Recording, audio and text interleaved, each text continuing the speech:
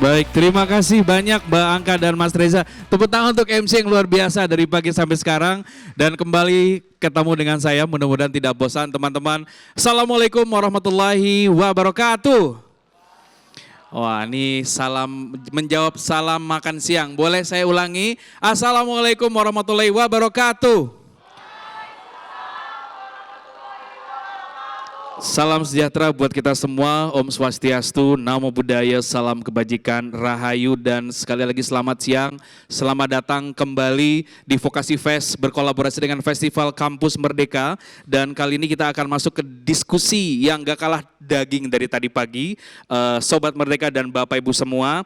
Dan tentunya nanti seperti tadi disiapkan pertanyaan-pertanyaan terbaik, karena yang hadir bersama saya di panggung ini adalah sosok-sosok yang luar biasa, para pemimpin-pemimpin lembaga pendidikan tinggi dan juga mitra organisasi yang selama ini sudah banyak berkolaborasi dan mendukung penuh program dari Merdeka Belajar Kampus Merdeka.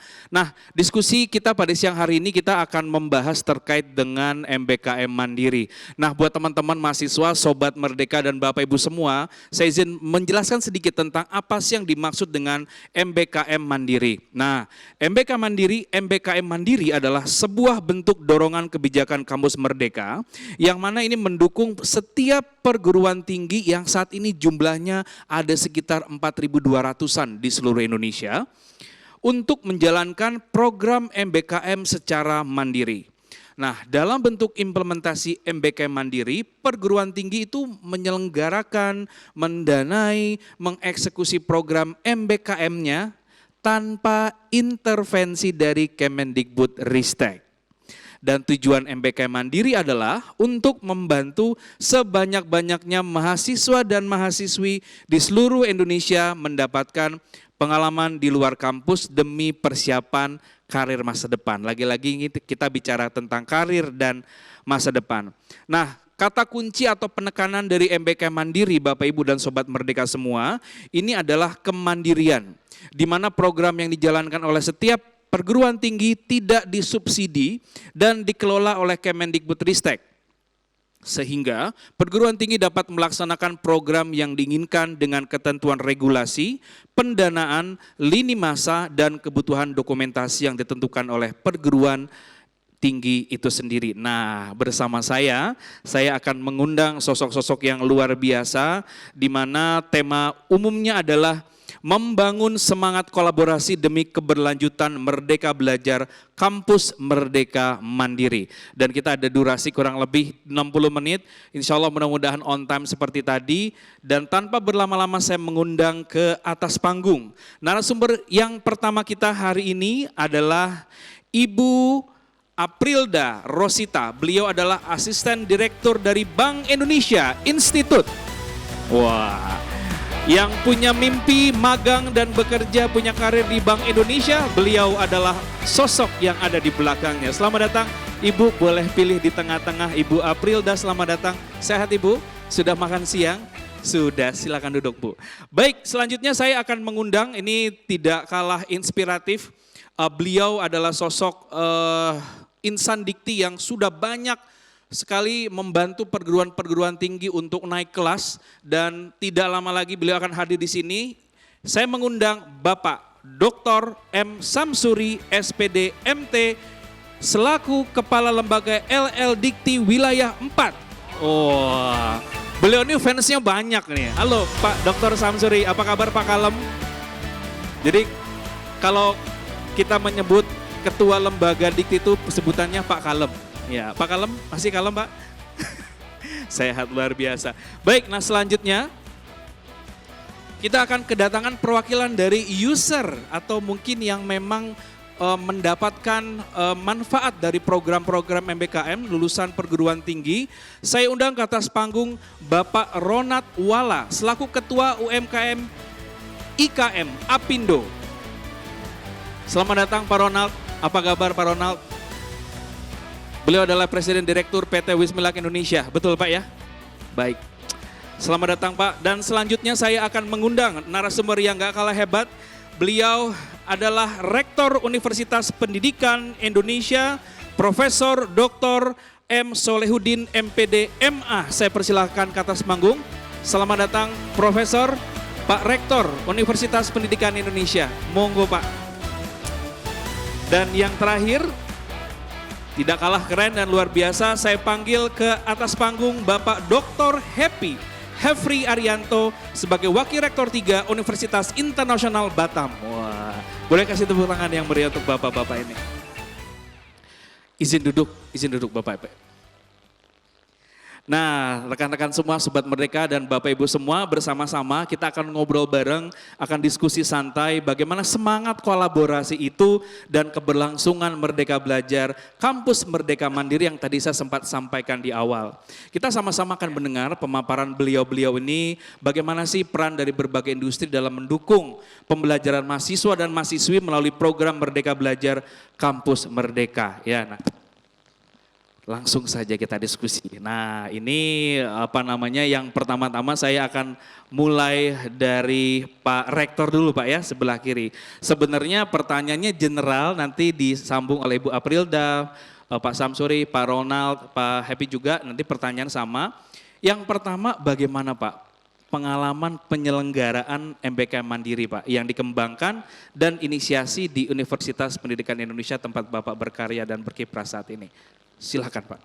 Ya, pertama-tama saya ingin menyampaikan terima kasih kepada panitia ya yang sudah memberikan kesempatan kepada kami untuk terlibat dalam diskusi ini, dan tentu juga apresiasi kami bagi Kemendikbud saya kira yang telah menggelorakan kegiatan MBKM yang insya Allah ini banyak memberikan manfaat yang luar biasa. Amin. Bagi pengayaan pengalaman belajar mahasiswa kita ya. Di awal-awal memang kegiatan MBKM ini oleh sebagian orang itu kadang-kadang dianggap sebagai kegiatan yang mengganggu keutuhan gitu ya, pendidikan secara keilmuan. Karena pada saat itu mungkin orang-orang berpikir terlalu konseptual, terlalu akademik ya, sehingga seolah-olah satu pendidikan itu harus utuh secara konseptual.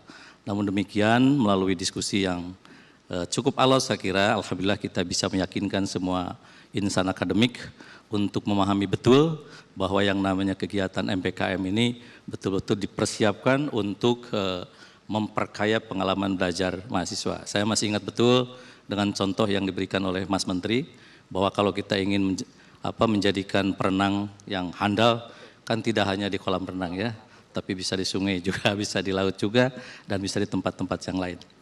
Nah, terkait dengan MBKM Mandiri ini adalah sebetulnya kalau kami berangkat dari keterbatasan MBKM yang dilaksanakan oleh Kemendikbud. Jadi karena tentu yang dikelola oleh Kemendikbud itu se-Indonesia, sehingga kadang-kadang para mahasiswa kami yang daftar di MBKM yang diserahkan oleh Kemendikbud itu tidak tertampung semuanya Pak. Ada yang lolos dan ada juga banyak juga yang tidak lolos. Nah, akhirnya kami berpikir sebetulnya di kampus kita itu banyak potensi-potensi kegiatan yang sesungguhnya itu MBKM juga. Hanya bobotnya belum MBKM. Saya ambil misalnya KKN tematik. Itu kan MBKM juga karena memberikan pengalaman ya kepada mahasiswa untuk betul-betul belajar memecahkan persoalan di masyarakat. Kemudian praktek mengajar. Kalau bagi UPI kan ini pekerjaan sehari-hari lah boleh dikatakan. Tapi karena SKS-nya bobot kegiatannya hanya 4 SKS sehingga ini kurang diakui juga oleh Kemendikbud. Nah, akhirnya berkat pengalaman juga kita dalam menyerahkan MBKM yang diselenggarakan oleh Kemendikbud, kita coba tawarkan ya kegiatan-kegiatan MBKM Mandiri dan itu cukup banyak. Di samping misalnya MSIB yang diselenggarakan oleh Kemendikbud, kita juga punya yang mandiri. Kemudian juga kita punya Pak Samsur itu PPL ya dulu, itu kan praktek lapangan, itu penguatan profesional sebetulnya kan kita laksanakan juga.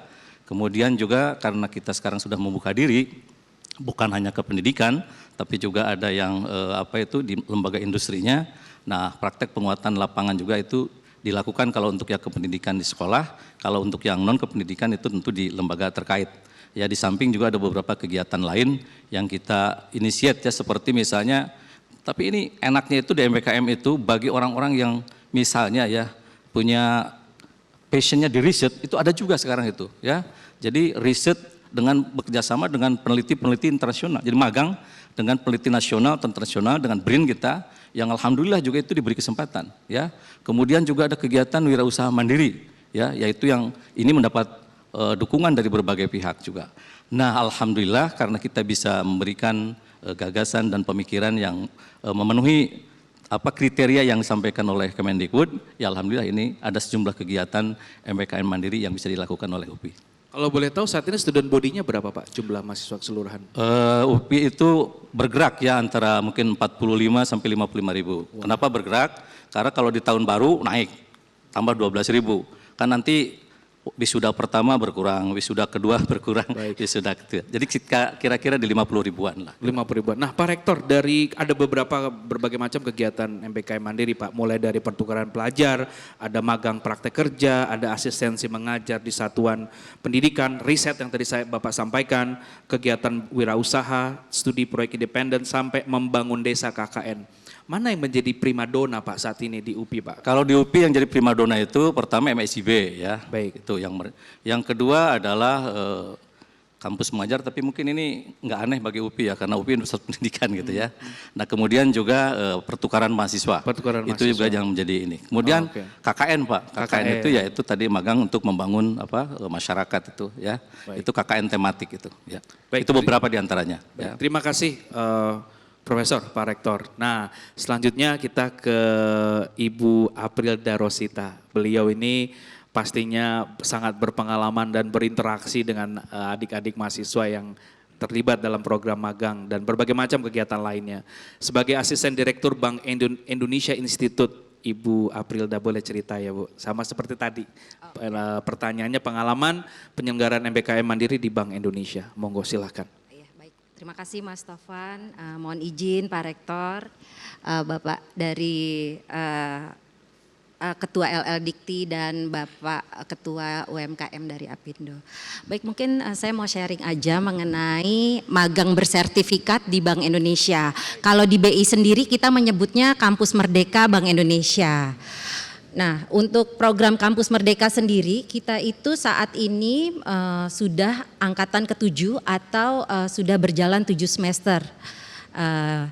Bisa dibilang pada saat ada program MBKM pertama kali diluncurkan, itu di tahun 2020, itu di bulan Februari 2020 itu juga kami langsung mendapat arahan dari Bapak Gubernur kami untuk agar Bank Indonesia mendukung program nasional MBKM dan menjajaki kerjasama dengan perguruan tinggi, karena memang Bank Indonesia sendiri sudah kerjasama dengan, kalau saat ini kita kerjasama dengan 97 perguruan tinggi di dalam negeri, iya.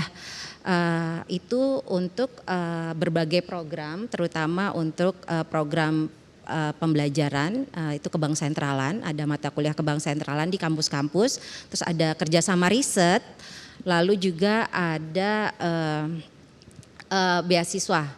Nah, dari arahan inilah maka pada bulan Agustus, tepatnya 24 Agustus 2020, kami meluncurkan program Kampus Merdeka Bank Indonesia.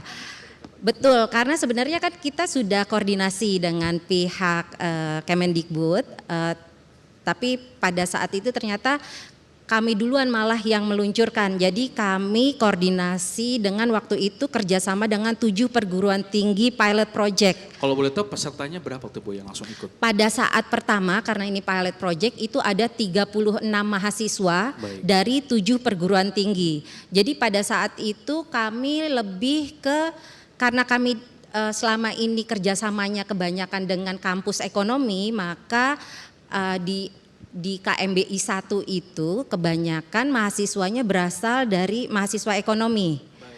Karena memang benar-benar mandiri banget Pak. Jadi itu literally mandiri ya, mandiri. Betul, ya? Jadi kami itu jadi benar-benar jumlah perguruan tingginya hanya dari 7, jumlah mahasiswanya juga terbatas, dan jumlah satuan kerja yang nantinya akan mendapatkan mahasiswa itu juga hanya, kalau nggak salah cuma 17 satuan kerja khusus kantor pusat. Nah, pilot project pertama ternyata berhasil. Perluasan lagi pilot project. Izin sambil nanya, parameter berhasil itu dilihat dari mana indikatornya? Karena perguruan tinggi lain juga ingin ikut. Betul Pak. Ikut sertaan untuk Iya, ya. betul. Jumlah yang partisipasi berarti. Betul, jadi karena kan mulut ke mulut juga ya Bapak ya, jadi kok cuma 7 kok cuma 7 perguruan tinggi aja, perguruan tinggi saya juga dong gitu kan. Oke, jadi kita tambah lagi kerjasama dengan tambahan 10 perguruan tinggi, jadi 17 kelipatan, terus perluasan lagi sampai akhirnya pada saat di KMBI 3 itu kita pertama kali sudah kerjasama dengan program MSIB, Kemendikbud, karena MSIB baru diluncurkan pada Agustus 2021 yang kan. awal-awal berarti Betul, jadi pada saat MSIB diluncurkan kami langsung join, dengan join itu kan akhirnya terbuka ya akses, kalau dulu itu shortlist mahasiswanya kami terbatas diajukan oleh perguruan tinggi,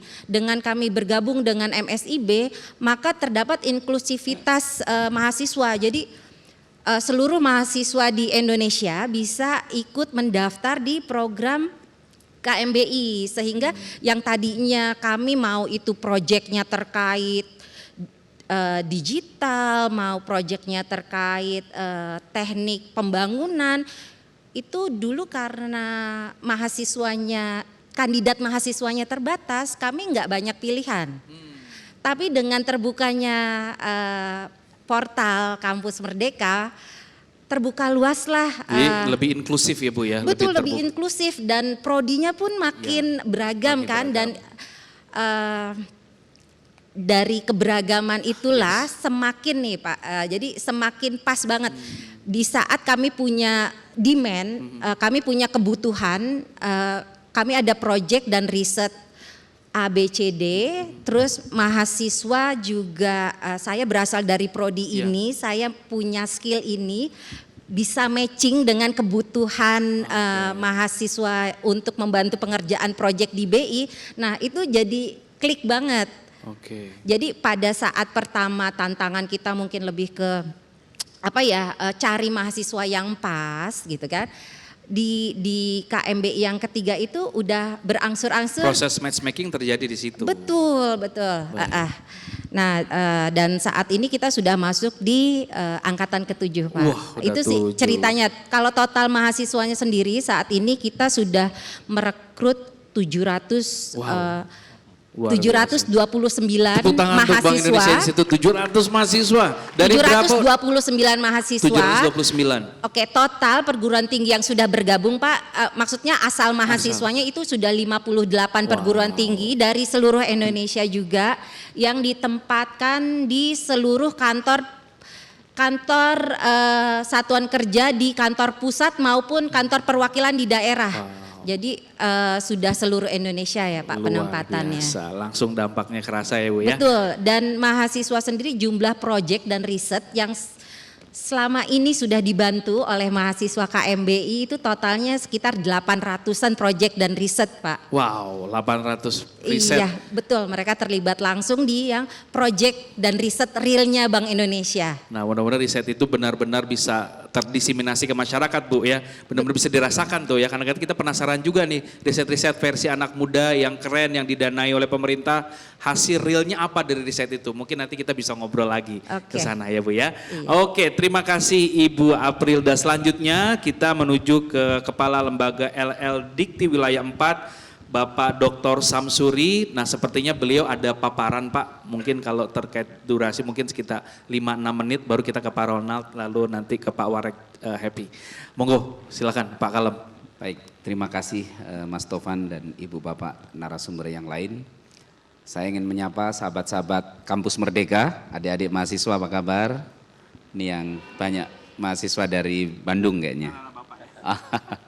Iya, jadi singkat cerita begini supaya tidak panjang, bahwa ketika 2022 awal saya dimandatkan sebagai Kepala LL Dikti Wilayah 4, dan karena sebelumnya saya sebagai Kepala Biro Perencanaan di Kemdikbudristek, sehingga sudah memahami betul apa esensi dari program Kampus Merdeka ini, kebijakan yang diturunkan dalam bentuk program.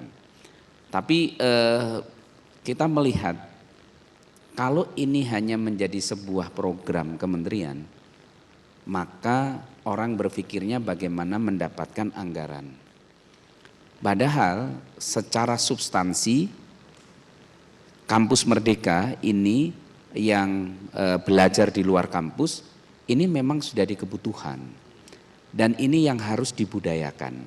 Itulah kita pada saat rakor wilayah Jawa Barat Banten pertama, saya mengatakan Kampus Merdeka ini bukan hanya sekedar sebagai kebijakan, tetapi harus menjadi gerakan. Ketika menjadi gerakan, semuanya harus tergerak secara mandiri, kira-kira begitu. Nah, tentu ketika kita menyatakan sebagai sebuah gerakan, kita harus membangun yang namanya contoh dulu. Karena masyarakat kita semuanya, baik perguruan tinggi ataupun yang lainnya, pemerintah daerah, itu semuanya harus berbasis contoh terlebih dahulu.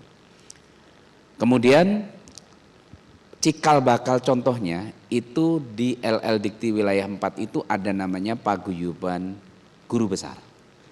Paguyuban Guru Besar itu memiliki program setiap tahun memberikan semacam pengabdian kepada masyarakat. Nah, lazimnya itu dilakukan kepada perguruan tinggi untuk mendongkrak jenjang jabatan akademiknya dan lain sebagainya. Disitulah kesempatan saya masuk untuk men-challenge. Sebenarnya Kampus Merdeka Mandiri sebagian dilaksanakan seperti yang disampaikan oleh Prof. Soleh tadi. Di UPI ada secara mandiri di UPI, di Unpad ada, di kampus misal Unisba, Universitas Pasundan, dan banyak kampus lain melakukan. IKIP Siliwangi dengan namanya Gerakan IKIP Siliwangi Mengajar, dan semuanya itu sudah kita potret. Tapi berjalan Pak ya semuanya? Berjalan tapi mandiri, sendiri-sendiri Pak. Sendiri-sendiri, dan bagaimana konversinya kadang suka-suka. Nah, akhirnya kita masuk, kita coba karena peran LL Dikti itu adalah fasilitasi untuk peningkatan mutu dan termasuk kerjasama. Di situ mulai kita masuk, paguyuban profesor kita gandeng, persatuan guru besar kita gandeng, kemudian beberapa pimpinan perguruan tinggi kita gandeng. Bukan LL Dikti yang menjadi pelaksana, tapi konsorsium beberapa perguruan tinggi itu yang kita jadikan sebagai semangat kolaborasinya, semangat yang kolaborasi. Nah, lalu singkat cerita kita coba yang namanya KKN tematik 1,5 bulan. Nah, mungkin slide-nya bisa tayangkan yang terus saja yang terkait dengan roadmap. Nah, langkah pertama itu 1,5 bulan berjalan, dikonversi tidak 20 SKS pastinya. Nah, kita bersepakat pada saat itu dikonversi 6 SKS, ya, maksimum 6 SKS. Dan bisa dilanjutkan oleh masing-masing perguruan tinggi. 1,5 bulan. Bukannya tanpa hasil, ya, berhasil cukup baik, ya. Tahun kedua, ya, ini sebagai contoh, di situ terjadi transfer knowledge antar perguruan tinggi, bagaimana mengkonversi KKN ini menjadi mata kuliah. Yang ini Pak, slide betul ya? Ya, ini perjalanan perguruan tingginya, ini saya ceritakan di sini. Kemudian tahun berikutnya kita tidak merasa mensurvei ke beberapa perguruan tinggi, ke pemerintah daerah sampai ke kepala desa. Nah, kita menyampaikan, Pak, kalau KKN tematik itu hanya 1,5 bulan, mohon maaf Pak, kebanyakan kita hanya mendapatkan seminar. Wah, ini saya ajak umumkan ke pimpinan perguruan tinggi, tertampar lah, kira-kira begitu. Dan mahasiswa juga kalau hanya sebentar itu hanya hit and run gitu ya. Ya tendang tinggal lari. Yang ada gitu. Koleksi sertifikat Pak. Nah itu yang sebenarnya kita ingin, karena di ujung tombak ini itu harus betul-betul memastikan itu ada impact, kira-kira begitu. Akhirnya kita gagas 5 desa pilot project, 5 desa pilot project itu namanya perguruan tinggi mandiri membangun desa. Kenapa kita pilih membangun desa? Karena di situ bisa banyak aspek. Mengajar dapat, membangun kewirausahaan, pendampingan UMKM dapat dan sebagainya. Dan ini satu desa itu tidak dimonopoli oleh satu perguruan tinggi. Nah yang paling gampang kan monopoli. Dan pimpinan perguruan tinggi senangnya sih, Pak saya kebagian satu desa. Itu lebih mudah mengelolanya. Tapi di situ tidak terjadi social network. Maksud saya antar perguruan tinggi. Jadi kalau satu desa ada 4 perguruan tinggi, berarti 4 dosen pendamping lapangan terlibat ya dari masing-masing perguruan tinggi, kemudian 4 mahasiswa dari 4 perguruan tinggi. Kalau satu perguruan tinggi di satu desa 3, berarti sudah 12 mahasiswa dari 4 perguruan tinggi. Social networknya jalan. Bahkan saya dengar kabar yang angkatan pertama katanya terjadi jodoh, ya, dari 2 perguruan tinggi dan membangun inovasi. Ini menarik ya. Nah di situ kita ini pilot project, kemudian yang tadinya itu hanya mandiri pembiayaan dari kampus masing-masing, sekarang mulai bergerak, mereka itu mampu mencari sponsorship. Nah ceritanya begitu. Ya saya tidak menceritakan banyak produk yang dihasilkan tentunya, salah satu yang paling sip adalah pengolahan sampah organik. Di desa-desa itu kan banyak sekali, misal orang panen sawi ya, ini yang di desa Sukalaksana atau warga Saluyu saya katakan, warga Saluyu itu nggak jauh dari kampusnya Prof. Soleh, sekitar 1,5 jam, tapi air bersih sulit Pak. Akhirnya mahasiswa membangun proyek dibantu oleh salah satu bank, kemudian juga akan kelanjutannya akan dibantu oleh perusahaan air minum, membendung sebuah mata air, mulai dialirkan. Nah itu contoh ya. Contoh yang lain ini sangat banyak kalau saya ceritakan ya, termasuk membuat POC, tahu POC bukan V ya, P ya, pupuk organik cair ya. Kemudian termasuk bagaimana ada yang membangun bank sampah, ada yang membangun desa wisata dan seterusnya. Dan ini networkingnya luar biasa. Nah ini beberapa pilot project, termasuk ini yang di Cipamekar, luar biasa juga. Cipamekar itu Sumedang. Singkat cerita, rupanya kita undang beberapa kepala daerah untuk pada saat launching pertama. Rupanya ada satu kepala daerah tertarik, ya, yaitu waktu itu Sekda Sumedang yang rezekinya menjadi PJS Bupati. Tapi pada saat menangkap program ini itu masih Pak Sekda. Beliau minta 26 desanya jadi pilot project untuk program perguruan tinggi mandiri membangun desa. Nah karena ini melibatkan Pemda, kami kasih tambahan ide, perguruan tinggi mandiri gotong royong membangun desa. Wah. Nah kepala Pemdanya memberikan insentif 30 juta per desa, tapi tidak diberikan kepada mahasiswa, masuk ke rekening kampus Pak ya?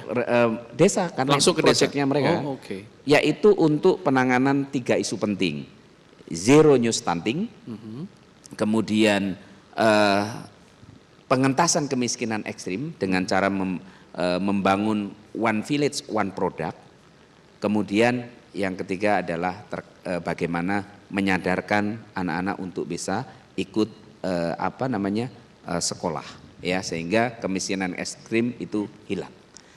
Nah, di situ kemudian contoh sederhana begini dalam bentuk produk. Pemerintah daerah membelikan telur untuk penanganan zero new stunting.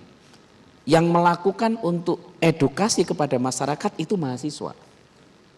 Mahasiswa yang dari jurusan apapun diberi edukasi sekali, dia bisa memberikan edukasi kepada masyarakat, termasuk mengejar-ngejar ibu hamil supaya konsumsi telur yang diberikan oleh pemerintah daerah, yang melakukan adik-adik mahasiswa. Ini satu contoh ya, belum hasil yang lain, misal dia mengembangkan keripik dari kulit ikan dan seterusnya lah.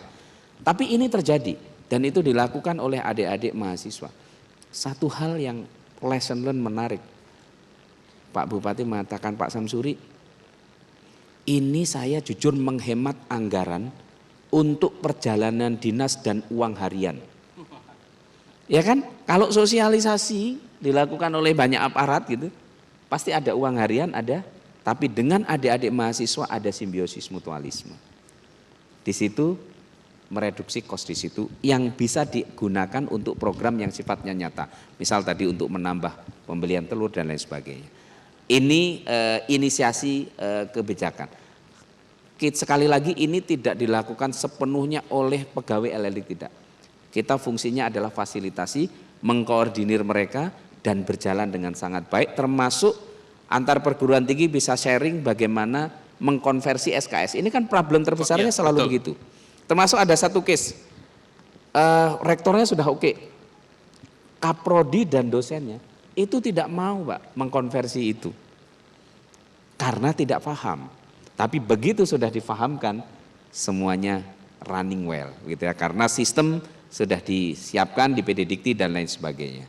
Baik. Saya kira itu untuk awal. Luar biasa. Tepuk tangan untuk Pak Kalam Samsuri di LL Dikti Wilayah 4 yang memang memberikan contoh real bagaimana kolaborasi multisektor itu bisa dilakukan. Awalnya mungkin persepsi kita sulit, tidak mungkin, banyak ego-ego sektoral tuh, tembok-temboknya tinggi-tinggi Pak. Tapi dengan melihat air muka mahasiswa-mahasiswi kita yang penuh dengan semangat belajar, akhirnya mungkin mau kolaborasi semua. Terima kasih Pak Samsuri. Nah kita sekarang menuju ke sektor yang sering dan gemar favorit dibicarakan oleh anak-anak muda Indonesia. Menjadi pengusaha, kewirausahaan, entrepreneurial mindset. Dan beliau ini luar biasa sudah meluangkan waktu di sini. Terima kasih Bapak Pak Ronald Wala. Pak Ronald sebagai Ketua UMKM IKM Asosiasi Pengusaha Indonesia Pak. Kurang lebih boleh cerita dan juga kira-kira dampak pelaksanaan MBK Mandiri Pak, yang Pak Ronald bisa cerita ke kami itu apa? Dan tindak lanjut ke depan Bapak harapannya seperti apa? Monggo Pak. Ya, selamat sore semuanya adik-adik, terima kasih atas kesempatannya, salam sehat semua. Jadi kami ada program namanya Apindo UMKM Merdeka, AUM, gitu, jadi AUM gitu ya.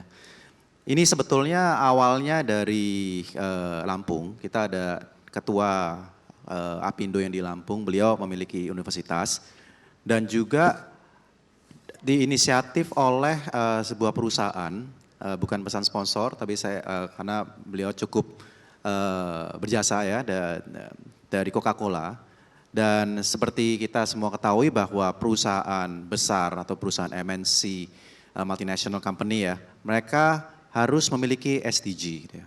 Nah, jadi mereka melihat bahwa susah sekali untuk memajukan ekonomi atau berkontribusi kalau programnya hanya sebentar-sebentar gitu ya. Saya sendiri sebenarnya dari sisi pengusaha percaya bahwa hidup adalah sebuah journey ya. Jadi pasti journey ada kita sedang baik, sedang kurang baik, dan semuanya itu ataupun stagnan dan semua itu adalah kita selalu belajar. Jadi bagaimana caranya pendampingan UMKM dan IKM secara berkelanjutan. Jadi intinya itu.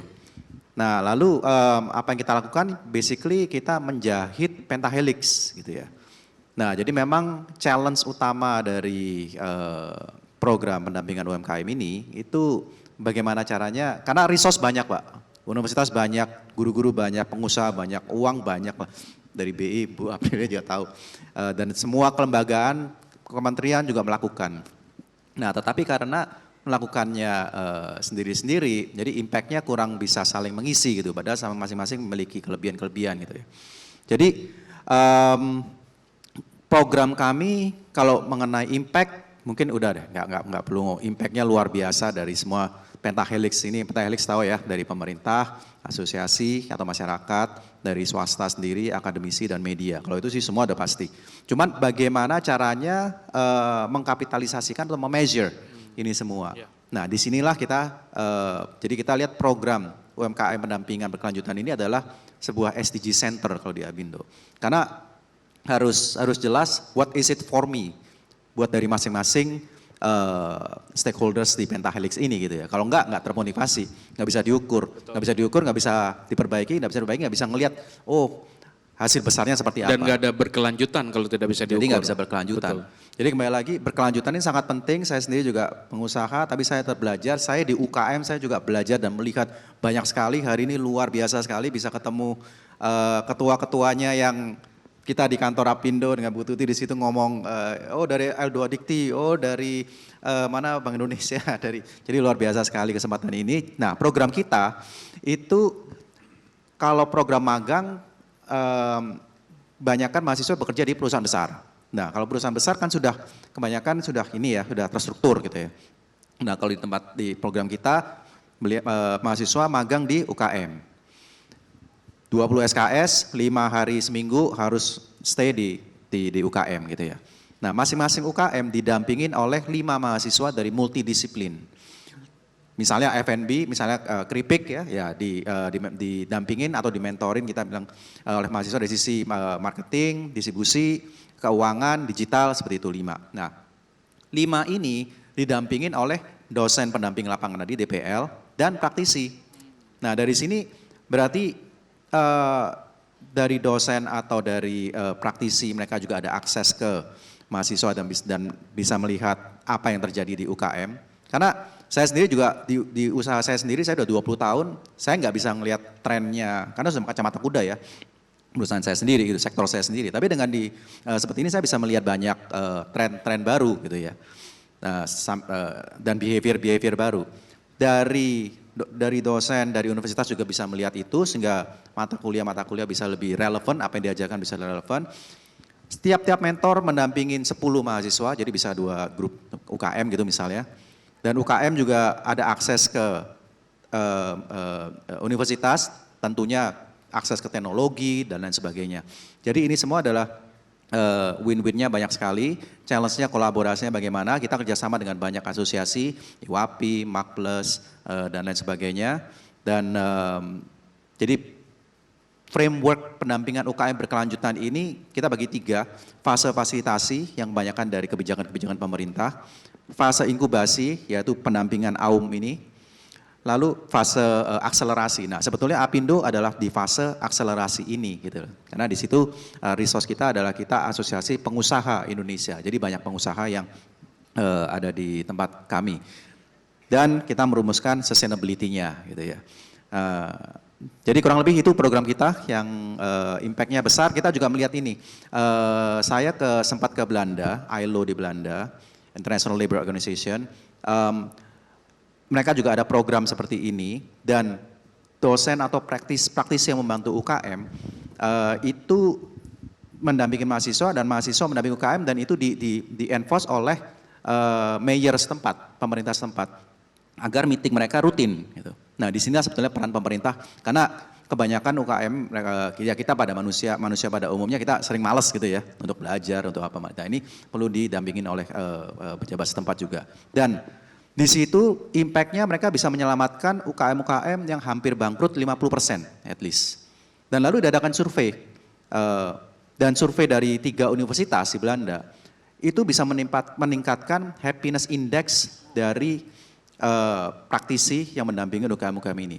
Jadi itu sebetulnya framework dari garis besarnya dan mudah-mudahan kita bisa terus berlanjut. Ya, ini itu ya. menarik Pak ya, happiness index berarti ada kepuasan karena membantu orang lain, pengabdian masyarakat. Kalau saya sebutnya sering bahwa selain CSR kita tuh punya PSR, Personal Social Responsibility. Nah dengan membimbing mahasiswa itu menjadi kebahagiaan sendiri, betul Pak ya? Ya itu luar biasa bisa dilihat sini ibu-ibu bapak yang di sini semuanya sudah Tepuk merasakan. tangan boleh dong untuk bapak-bapak hebat dan ibu-ibu hebat di sini. Nah tadi saya tertarik Pak, fasilitasi, inkubasi dan akselerasi gitu Pak ya. Oke terima kasih Pak Ronald. Sekarang kita menuju ke Bapak Dr. Happy Hefri Arianto. Beliau adalah Wakil Rektor 3 Universitas Internasional Batam. Pak Happy mungkin bisa direpap Pak, disimpulkan bukan disimpulkan, diceritakan Pak. Mulai dari pengalaman penyelenggaraan MBKM Mandiri, dampaknya seperti apa, sama tindak lanjut tadi bicara keberlanjutan dan sustainability-nya seperti apa. Waalaikumsalam. Selamat siang menjelang sore. Ya terima kasih atas kesempatannya. Seperti yang disampaikan tadi Pak Rektor, Pak Profesor Soleh, Pak Samsuri bahwa MBKM itu sebuah kebijakan kemudian diwujudkan dalam bentuk program Dan persoalannya adalah sama Mas Menteri itu setiap perguruan tinggi diberikan IQ. Harus mencapai 30% mahasiswa berkegiatan di luar kampus yang setara dengan 20 SKS. Dan itu artinya kan satu PR yang besar buat perguruan tinggi. Nah, pengalaman kami, kebetulan saya di bidang 3, di bidang kemahasiswaan dan kerjasama, yang biasanya MBKM itu kan selalunya di bidang akademik gitu. Dan tantangannya adalah bagaimana bagi kami di perguruan tinggi itu bisa mencapai IQ 30% mahasiswa ber-MBKM di luar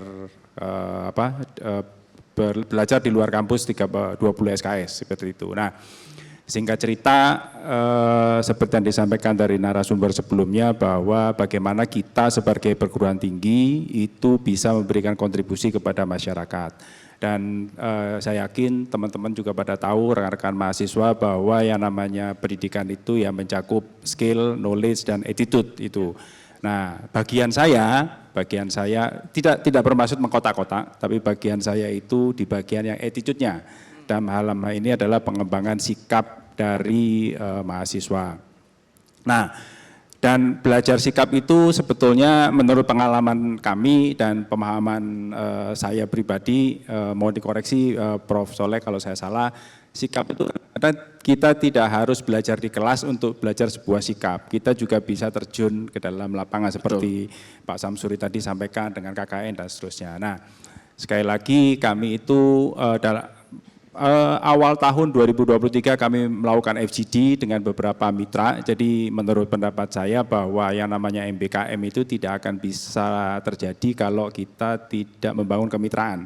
Ya seperti Pak Samsuri tadi dengan Bank Indonesia, dengan Pak Ronald itu dari Apindo. Nah, jadi singkat cerita kami itu ketemu dengan Bawaslu gitu ya, Badan Pengawas Pemilu. Kebetulan saya ada di Kepri, Provinsi Kepri, di Batam, di Provinsi Kepri. Jadi ketemunya dengan Bawaslu Kepri, kemudian ngobrol-ngobrol bagaimana sih kita universitas itu bisa memberikan kontribusi kepada masyarakat. Kemudian, nah karena terkait dengan sikap Bawaslu itu, jadi begini rekan-rekan mahasiswa dan ya seperti sudah disampaikan, kita tidak perlu mencari persoalan ya untuk melakukan sesuatu.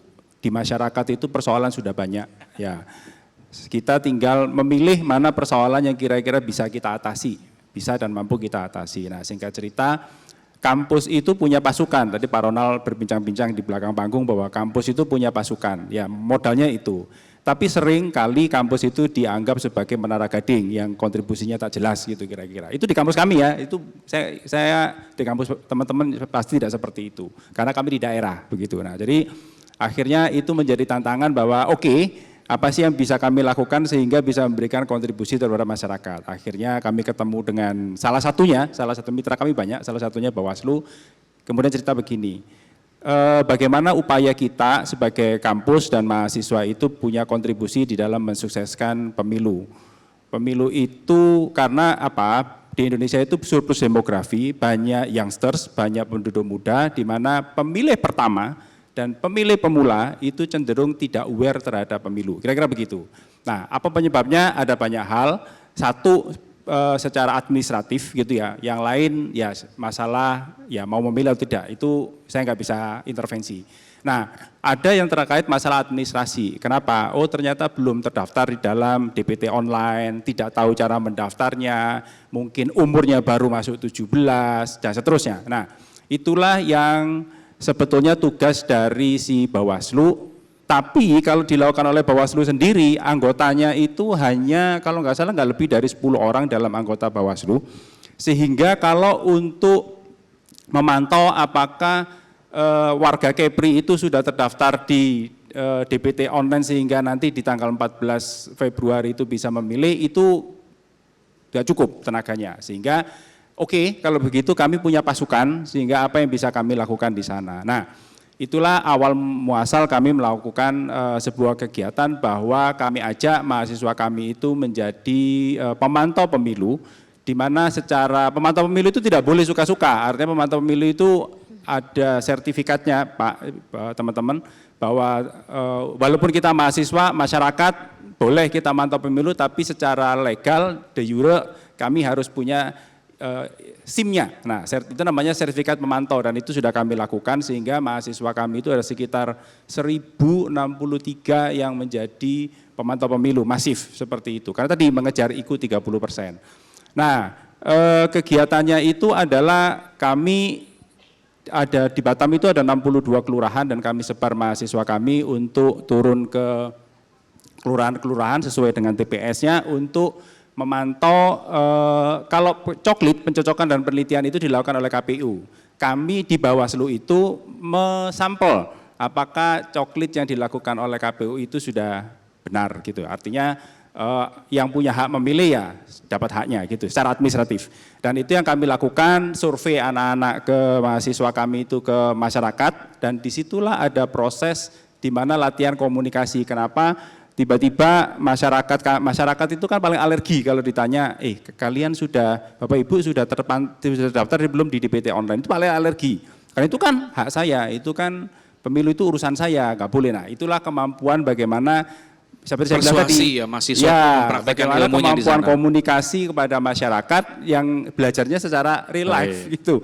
Itu ya ada yang menolak, ada yang akhirnya mau dan seterusnya. Dan singkat cerita itu kami lakukan sekitar saya lupa itu 2 atau 3 bulan dan di Batam itu perlu diketahui bahwa di Kepri itu ada Batam, Bintan, Karimun, ada 3 pulau besar, namun demikian sekitar 1,5 juta pemilih, tapi yang 800.000 sekian itu ada di Kota Batam. Sehingga ada apa istilahnya ya, ada tagline pemilu Batam beres, maka pemilu Kepri itu sukses. Begitu. Nah, kami alhamdulillah berupaya untuk membantu mendampingi si kurang Bawaslu lebih untuk eksperimen sosial Pak ya ke arah ke sana begitu. Baik. Ya, dan apa dampaknya gitu ya? Dampaknya alhamdulillah Bawaslu itu hanya menargetkan 1.900 kakak yang untuk disampling. Tapi dengan adanya mahasiswa kami kita bisa mensampling sekitar 14.000 sekian kakak. Saya lupa angka persisnya. Apa hasilnya? Dari 14.000 itu ada 600 sekian kerawanan pemilu itu seperti ini. Ternyata ada anak yang baru umur 17 tapi belum masuk DPT. Atau orangnya anggota Polri, TNI dan seterusnya yang harusnya tidak terdaftar di DPT, dia terdaftar di DPT. Nah itulah yang kami laporkan kepada Bawaslu kemudian ditindaklanjuti. Ya. Sehingga dari 600 itu ada 420 kalau saya nggak salah yang ditindaklanjuti oleh KPU. Ya, alhamdulillah akhirnya hak pilih, hak untuk memilih. Baik, pada akhirnya meningkatkan tingkat partisipasi publik karena peran mahasiswa. Oke, baik, terima kasih Pak Warek. Nah, sebenarnya kalau kita bicara kenapa mempertahankan semangat MBK Mandiri ini penting, karena ini menjadi IQ dari setiap perguruan tinggi yang memang diminta oleh Kemendikbudristek saat ini. Yang pertama kita tahu bahwa setiap perguruan tinggi harus memastikan kesiapan kerja lulusan. Indikator pertama. Kedua, berkaitan langsung dengan mahasiswa harus berkegiatan atau meraih prestasi di luar prodi. 3, dosen berkegiatan di luar kampus. 4, kualifikasi dosen atau pengajar, di mana di sini termasuk sertifikasi kompetensi merekrut dosen dengan pengalaman industri. Ke-5, penerapan karya dosen di masyarakat, baik itu internasional ataupun nasional. Ke-6, kemitraan program studi. 7, pembelajaran dalam kelas. 8, nah ini yang menjadi momok dan tantangan adalah akreditasi internasional. Pak Rektor, Prof. Saleh, nah ini berkaitan dengan begitu banyak IQ yang diminta di setiap perguruan tinggi dan menjadi tantangan sendiri-sendiri Pak Rektor. Nah kira-kira berkaitan kembali lagi kita diskusi terkait dengan MBKM Mandiri Pak. Dampak, tindak lanjut dan tantangan real yang Prof hadapi bersama puluhan ribu mahasiswa dan tendik para dekanat rektorat itu seperti apa Pak Rektor? Mungkin boleh cerita. Ya, terima kasih ya. Saya melihat ini kalau dalam cara berpikir lama itu ada sesuatu yang sangat merugikan kita sebetulnya, yaitu cara berpikir sektoral. Baik. Ini penyakit mindset, berpikir, ya mindsetnya ya. Mindset. Dengan cara berpikir sektoral ini betul-betul sangat merugikan. Karena satu kegiatan itu menjadi mahal dan impact-nya tidak besar. Baik. Jadi seolah-olah berpikir pendidikan ini adalah urusan Mendikbud, ekonomi urusan misalnya Menteri Ekonomi, ya. Lalu masalah masyarakat itu urusan Kementerian Sosial. Ini yang sangat merugikan. Karena impact-nya menjadi kecil, biayanya menjadi besar. Nah sekarang dengan adanya hadirnya ya ini MBKM ini gitu ya, itu kan dilebur Pak. Sekarang tidak boleh lagi kita berpikir misalnya, oh itu masalah masyarakat, itu adalah masalah kita semua. Ya coba bayangkan misalnya, kalau sekarang ada masalah masyarakat, hanya ditangani misalnya oleh dinas sosial, impactnya kan kecil Pak. Betul. Tapi kalau sekarang kesehatan turun, apa itu dinas sosial turun, perguruan tinggi yang ribuan mahasiswa turun, Komunitas-komunitas bukankah turun. itu impactnya lebih besar? Padahal biayanya sama. Nah ini cara berpikir yang harus terus dikembangkan. Jadi cara berpikir inklusif dan kolaboratif. Ini insya Allah dengan berpikir komprehensif seperti ini biayanya menjadi lebih, artinya dengan biaya yang sama, tapi kita bisa menghasilkan sesuatu yang multi effect. Coba bayangkan kalau misalnya MBKM ini berhasil, kita menghasilkan lulusan yang berkualitas. Apakah dengan magang itu ada sesuatu yang dirugikan? Tidak ada. Saya terus terang aja pernah dulu ya, sekolah di luar negeri itu magang, tapi di dalam kampus ya, saya bekerja di hotel, siapa yang dirugikan? Tidak ada. Bagi saya dapat keuntungan. Bagi saya juga ini real experience ya. Itu ada pengalaman pendidikan yang tidak pernah didapatkan di kelas Pak. Bagaimana contohnya, kita Prof? menghadapi orang, bagaimana kita melayani orang, bagaimana kita respect terhadap orang, itu nggak pernah didapat di kelas Pak. Kecuali ceramah. Soft skill tuh ya? Soft skill yang itu bukan main. Sekarang bagi perguruan tinggi apa ruginya? Itu perguruan tinggi di sana, pegawai negerinya atau pegawai perguruan tinggi hanya 40%, 60% itu mahasiswa. Dan dibayarnya hanya 60% maksimal Bu. Bukankah untung itu perguruan tinggi juga? Jadi nggak ada yang dirugikan kan? Jadi kualitasnya lulusannya luar biasa. Dan maaf misalnya, oh ini mahasiswa misalnya skillnya, oh enggak juga. Bisa bersaing juga kan kita mahasiswa ya. Paling di training sehari 2 hari, besok sudah mulai bekerja. Setelah saya tanya ya, what your opinion about Indonesian people? Jawabannya cuma satu, bravo katanya. Iya Bravo. Pak. Artinya kan sangat tidak mengecewakan. Itu luar biasa Pak, ini real experience. Nah tantangan ke depan bagaimana ini ya. Kita tahu bahwa kalau masalah inklusivitas, sekarang masalah kolaborasi, masalah apa sudah terjalin ya. Barangkali tantangan ke depan yang harus kita sadari, ini masalah persoalan bangsa itu makin kompleks, ya makin menantang, makin challenging, yang tentu cara berpikir kita juga harus terus diupdate. Terus diupdate dan terus diupdate. Dan tentu saja juga karena sekarang dunia teknologi, nah makanya kita juga harus semaksimal mungkin memanfaatkan dukungan teknologi di dalam ini ya, memecahkan persoalan-persoalan bangsa secara bersama ini. Barangkali itu Pak, karena ini waktunya mepet sekali. Iya betul, ini ini. sudah diingatkan karena memang terkait durasi.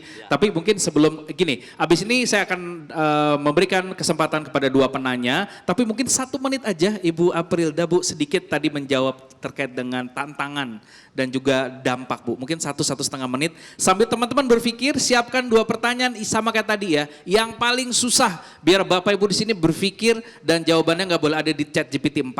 Nah, jadi biar benar-benar Bu, monggo Bu, 1,5 menit Iya, aja. baik. Sambil kita menunggu teman-teman berpikir. Iya, untuk menjawab terkait tantangan, sebenarnya pada saat kami menjalankan program KMBI ini, tantangannya ada aja ya Mas, mulai dari awal.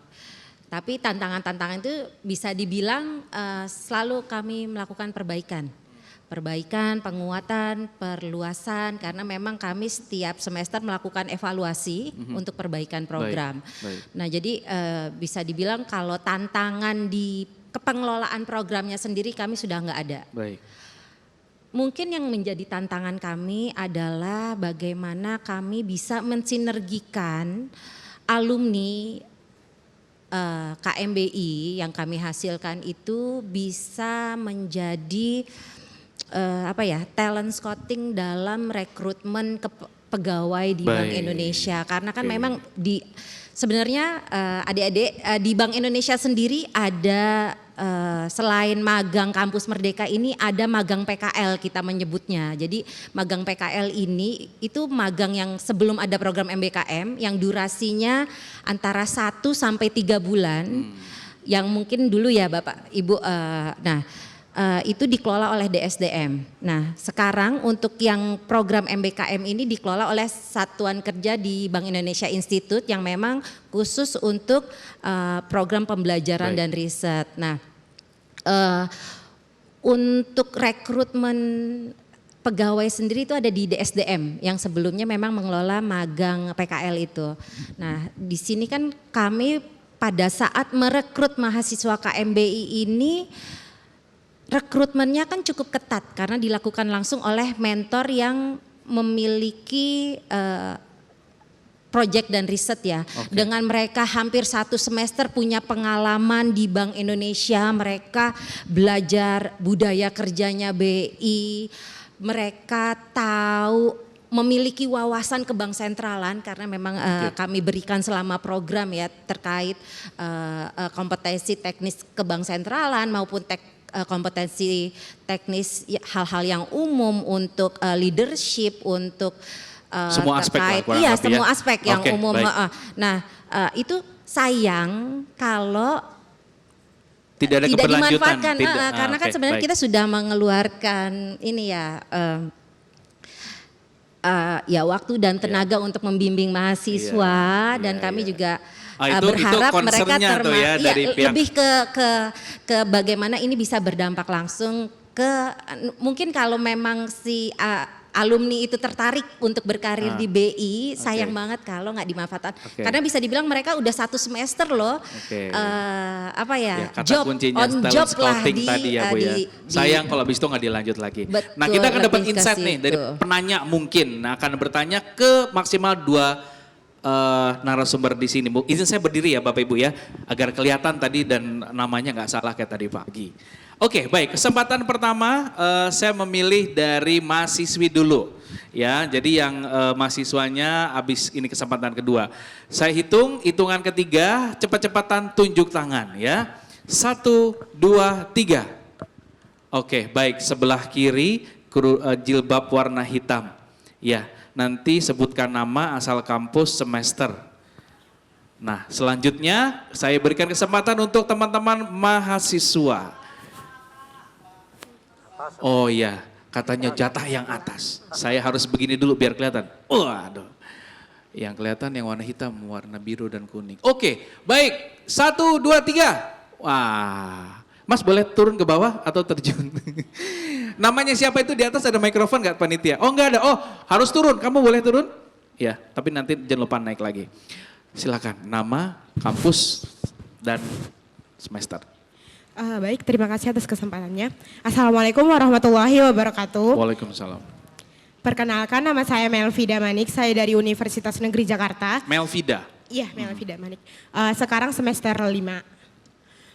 Pertanyaan saya, pastikan Bapak Ibu dalam melaksanakan program MBKM Mandiri ini punya ini ya, halangan atau tantangan Hambatan. dalam prosesnya gitu. Pasti ada itu. Terus kayak gimana cara Bapak Ibu untuk menyelesaikan tantangan itu. Dan tantangan itu biasanya datangnya dari pelaksana program atau dari mitra. Dan cara mengatasinya. Oh tantangannya Terima dari kasih. pelaksana atau dari mitra. Oke, Oke, terima satu mungkin pertanyaannya singkat aja tadi sudah turun belum? Mana masnya, mana penampakannya? Oke, belum. Oh mungkin kalau belum karena durasi waktu mohon izin dan mohon maaf sepertinya hanya untuk satu penanya aja. Ya mohon dimaklumi tadi mungkin turunnya muter basement apa gimana tuh? Enggak, karena belum kelihatan ya. Oke mungkin langsung dijawab aja Bapak Ibu, mohon izin karena terbatas waktu mungkin bisa per narasumber 1 menit sampai 1,5 menit. Monggo Pak, mulai dari Profesor Pak Ya, Rektor. terima kasih. Saya kira setiap upaya ikhtiar baru hampir selalu ada tantangannya ya. Nah kalau di UPI sendiri kalau diurut gitu ya, pertama adalah bagaimana membangun mindset yang sama-sama mendukung. Ini persis seperti yang disampaikan oleh Pak Samsuri. Itu di awal-awal memang Pak ada penolakan dari pihak kelompok tertentu itu terutama dari ya kelompok tertentu lah di antara akademisi. Tapi alhamdulillah melalui diskusi yang intens itu semua bisa. Yang kedua tantangannya adalah tantangan pengelolaan. Bagaimanapun kan ini hal baru. Dan ini kan kalau misalnya kita menginsert satu program baru itu kan mesti itu melakukan adaptasi terhadap keseluruhan sistem. Jadi makanya kita melakukan apa itu revisi kurikulum termasuk dalam manajemen pengelolaannya. Yang ketiga juga itu dukungan sistem. Makanya kita betul-betul ini menggunakan dukungan IT ya untuk memperlancar kegiatan ini. Nah kalau yang terkait dengan yang tadi tentu saja juga ini sangat di pihak lain juga kan sama juga mungkin mengalami persoalan serupa juga. Nah ini alhamdulillah barangkali dengan interaksi yang intens, dengan kolaborasi yang intens antara pihak kita dengan pihak partner, itu semua itu bisa dijembatani ya. Jadi kuncinya adalah komunikasi. Komunikasi. Terima kasih Pak Rektor. Selanjutnya Ibu untuk menjawab pertanyaan tadi dari rekan-rekan mahasiswa kita. Silakan. Iya, baik, untuk menjawab tantangan program, sebenarnya tantangannya untuk bisa ngasih solusi kita mesti tahu dulu tantangannya apa Betul. sih. Nah, di sini untuk program KMBI sendiri itu kita terlibat dengan banyak pihak. Selain kami sebagai pengelola, kami juga ada stakeholder, mitra, ada mahasiswa, ada perguruan tinggi, ada mentor, ada saat ini ada pihak Kemendikbud juga. Jadi memang di program kami rutin melakukan evaluasi, betul permasalahan apa di mitra kami. Nah, itu kita cari solusi bersama, lebih ke situ sih singkat umumnya ya. Kalau mau mungkin waktunya takut gak cukup, atau kalau perlu ada contoh mau dicontohin ya. Ya misalnya contoh yang paling gampang ya. Misalnya kita evaluasi mahasiswa, jadi kebanyakan mahasiswa itu nggak pede karena mereka ngerasa nggak punya ilmu ataupun skill yang cukup untuk mengerjakan tugas yang diberikan mentor. Nah itu kita melakukan pertemuan rutin mingguan dan kita ngasih butuh skill kompetensi apa sih yang kalian butuhkan. Nah, itu ada surveinya, nanti mereka ngisi butuh skill ini. Nah, itu kita ada kasih. Monef, verification, Betul, evaluation. itu salah satu gitu. contohnya Baik. kalau tantangannya dari mahasiswa Baik. gitu sih. Terima kasih banyak Ibu Aprilda. Kita doakan sukses terus dan semangat untuk Bank Indonesia Institute ya Bu ya. Terima kasih. Nah sekarang ke Pak Kalem, monggo Pak Kalem, silakan Pak Dr. Samsuri. Terima kasih. Beberapa tantangan saya kira sama dengan yang disampaikan oleh Prof. Soleh dan juga Ibu Aprilda dari BI. Saya hanya satu saja merangkum tantangan yang terjadi dan itu harus selalu kita hadapi dalam konteks apapun termasuk program ataupun termasuk gerakan Kampus Merdeka ini adalah bagaimana kita bisa selalu keluar dari zona nyaman. Right. Jadi contoh keluar dari zona nyaman. Bagaimana pengakuan SKS itu dengan mata kuliah yang sudah established dari tahun ke tahun. Ketika masuk dalam Kampus Merdeka sebagai contoh perguruan tinggi membangun desa, tentu kurikulum harus dilakukan penyesuaian dengan menampilkan capaian-capaian pembelajaran yang bisa menangkap dari apa aktivitas yang dilakukan oleh adik-adik mahasiswa. Dan ini harus dilakukan oleh kampus. Di situ sebenarnya otonomi kampus itu bisa. Tapi ini orang begitu ya biasanya begini. Nah kita keluar dari zona biasa. Kemudian yang kedua adalah zona nyaman yang kedua adalah untuk pemerintah daerah, sebetulnya ini sangat penting. Kalau kita ingin bergerak membangun Kampus Merdeka yang sukses dalam arti bukan hanya sekedar seremoni, tapi katakanlah one village one product itu berkelanjutan, itu tentu harus ada dukungan kuat dari pemerintah daerah. Pemerintah daerah zona nyamannya bukan hanya selesai proyek selesai, tetapi bagaimana itu betul-betul menjadi sebuah wira swasta yang berkepanjangan. Kemudian misal program bank sampah, itu bagaimana itu tidak hanya sekali proyek, ada dukungan pendanaan setelah itu selesai. Tapi itu juga terus berkembang. Jadi tantangan terberat adalah bagaimana kita melakukan upaya bersama-sama untuk keluar dari zona nyaman. Baik, itu terima kasih. Tepuk tangan untuk Pak Dr. Samsuri. Terima kasih Pak. Baik selanjutnya ke Pak Ronald, silakan Pak singkat. Ya, tantangan sebetulnya ya memang banyak, tapi esensinya yaitu waktu dan tenaga. Karena ini program sangat besar, impactnya sangat besar, and sky is the limit. Jadi koordinasi, persamaan mindset dan sistem antar perguruan tinggi, antar lembaga, antar cabang DPP juga challenge kita karena kita harus ada training of trainers juga, sekretariat di masing-masing DPP, masing-masing cabang Apindo harus dilakukan. Ya perbedaan sistem, lalu konversi SKS-nya. Jadi dari melakukan ini semua konversinya berapa SKS? Ada perguruan tinggi yang mau memberi hanya 10, ada yang mau 15, ada yang 20, seperti itu. Jadi kita sekarang udah ada di 17 provinsi, kerjasama dengan 46 perguruan tinggi, 370 mahasiswa, nah ini semua effort yang luar biasa, ratusan UKM, 50 mentor, 70 DPL, dan 10 perusahaan. Nah ini yang rodanya kita, pengukuran pendataan dan pengukurannya kita sempurnakan terus agar semakin jelas benefit buat masing-masing stakeholders. Luar biasa. Baik, tepuk tangan untuk Bapak Ronald Wala. Nah, last but not least Pak Dr. Happy Hefri, silakan Pak Warek menutup Terima kasih. Ya. diskusi kita. Kalau di kampus kami tantangannya mungkin teman-teman perlu tahu mahasiswa di Batam itu berbeda dengan mahasiswa di tempat lain di seluruh Indonesia Pak, izin. Mahasiswa di Batam itu 70-80% itu seusia Anda semua tapi mereka sudah bekerja.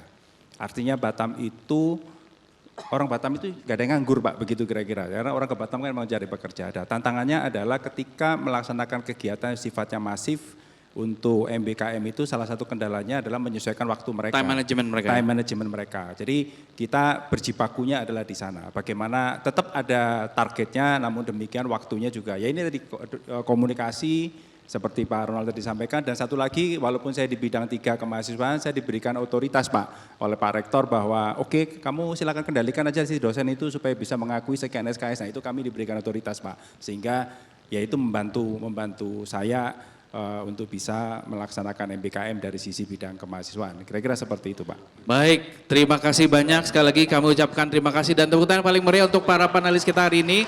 Para narasumber, Pak Rektor, Prof. Dr. Solihuddin, MPDMA, Bapak terima kasih. Sehat selalu Pak dan sukses mengawal teman-teman mahasiswa. Ibu Aprilda Rosita, Ibu sukses terus mengawal program-program MBKM Bank Indonesia Institute. Salam buat teman-teman di sana. Pak Kalem, semangat terus Pak. Pak Dr. Samsuri, Pak Ronald, terus semangat Pak, dan Pak Warek, Dr. Happy Hefri. Bapak Ibu, tadi kita sudah mendengarkan teman-teman semua Sobat Merdeka, pengalaman dan juga praktik dari narasumber yang sudah bergabung dengan MBKM Mandiri pada sore hari ini.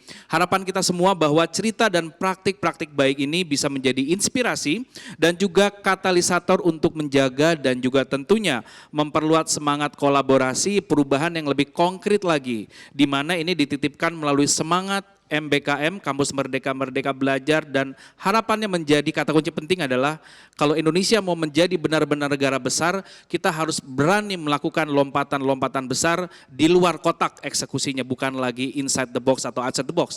Even there's no box, you still have to execute. Supaya kita sama-sama merasakan Indonesia yang benar-benar lebih baik. Dan mari bersama kita wujudkan Merdeka Belajar Kampus Merdeka. Kita ketemu lagi di tahun depan. Saya Taufan Akbari. Wassalamualaikum warahmatullahi wabarakatuh. Om Santi Santi Santi Om. Salam sejahtera. Saya kembalikan ke MC Mas Reza dan Mbak Angka. Monggo.